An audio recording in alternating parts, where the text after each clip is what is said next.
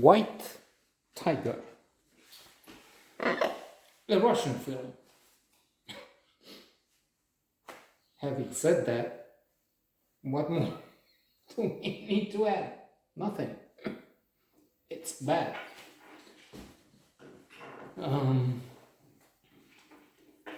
All things Russian are under embargo and new rules. They've invaded Ukraine, after all. I'm joking to some extent because there are, of course, fabulous things, fabulous writers, thinkers that are Russian.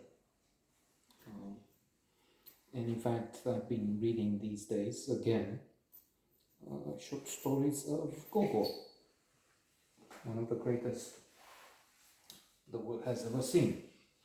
Dead Souls, let's just mention that. I'm sorry.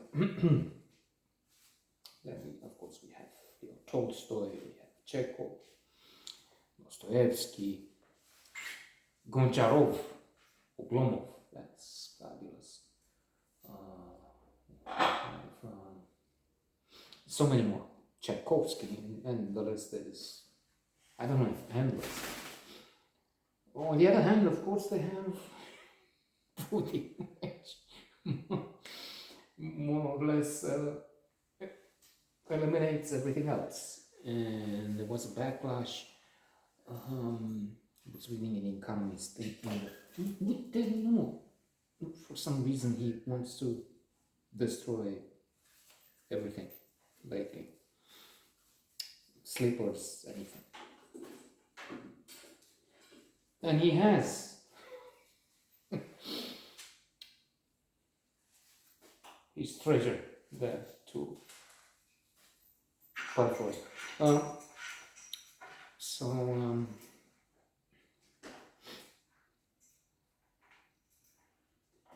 In The Economist, yes, I was talking about it, in which they were arguing over the question, should we push back on a great Russian culture now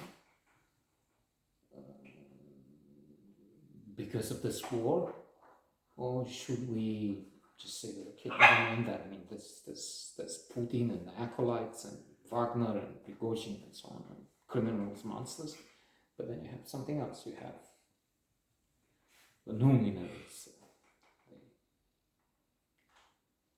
crème de la crème.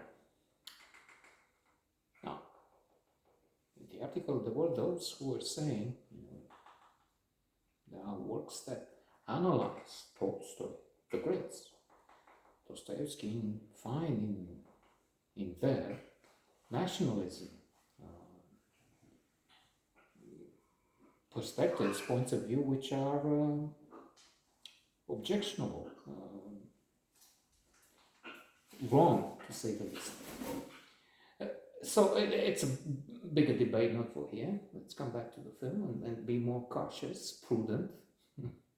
Using I was thinking, what if I speak of Putin with such negligence and throw all the insults at him, monsters, and then I find out somehow some of those units of one of those, some guy from these units, that dancing bear or whatever, that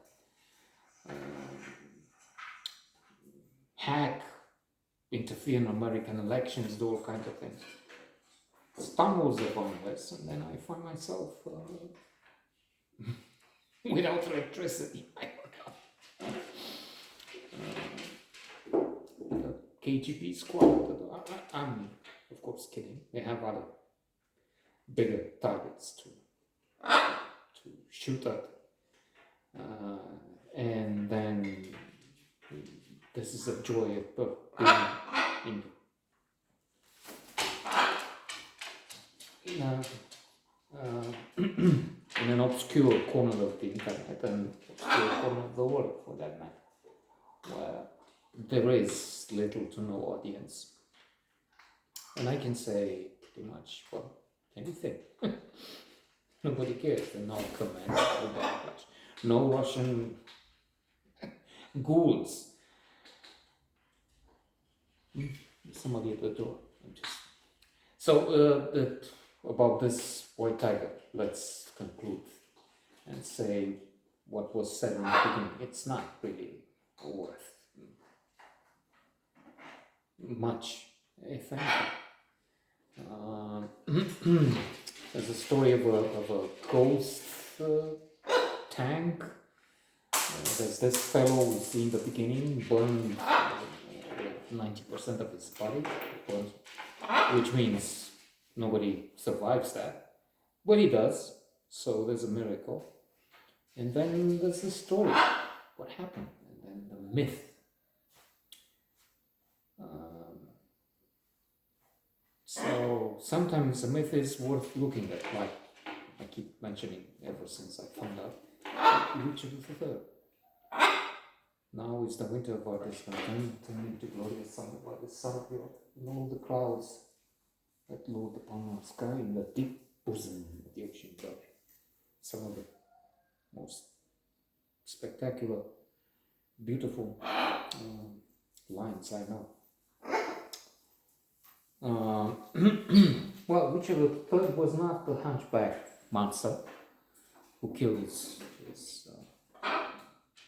nephews, 2 boys. He was in fact a good king. There it is. It's a book on that. The Daughter of Time, Josephine Fay. One or both. I think one of the associations of writers of mystery, we're talking Britain and America, one of them placed the British, placed this Daughter of Time at number 1, the best book of mystery, while the Americans have the collected works of Sherlock Holmes, if I'm not mistaken, and this is somewhere at 20 or 16, let's say, but among the best, also with the American list. So impressive. White Tiger, not really. Forgettable.